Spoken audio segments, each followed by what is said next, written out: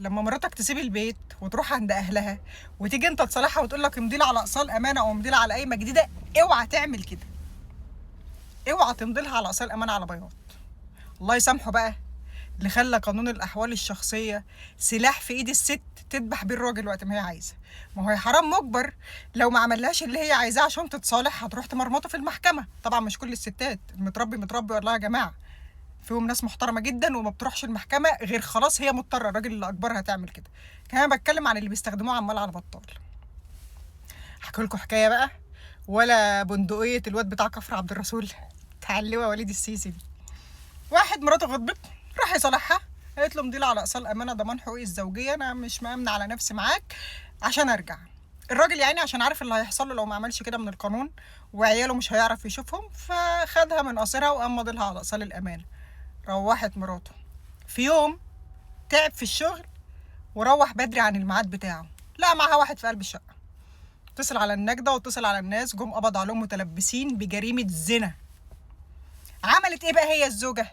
ادت ايصال الامانه اللي كان جوزها ماضيلها عليه عشان توافق ترجع له لمحامي الواد اللي كان معاها، وقدموه للنيابه على اساس ايه بقى؟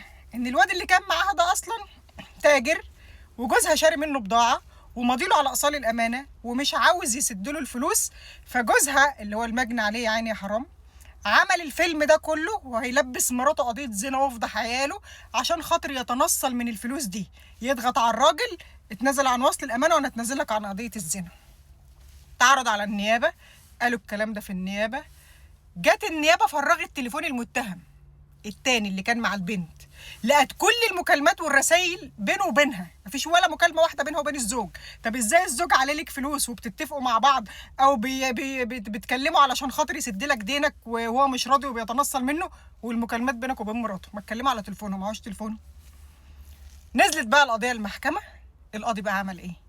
اولا حكم عليهم الاثنين بسنتين سجن تقريبا. انا هنشر صوره الحكم عندي على الفيسبوك على فكره، بس طبعا همسح الاسماء عشان دي جريمه شرف، انا يعني من باب ستر مسلم. وقام حالها للنيابه العامه لاتخاذ شؤونها في واقعه خيانه الامانه، ان انتوا اصلا خدتوا ايصال الامانه اللي انا ماضيلك عليه على بياض عشان توافقي ترجعي البيت، وبتديه لواحد عشان يبقى سلاح على رقبتي عايزه تحبسيني مرتين. فحكم بصراحه ولا اروع. عشان كده اللي يجي صالح مراته لو قالت لك امضي على ايصال الامانه اوعى تعمل كده.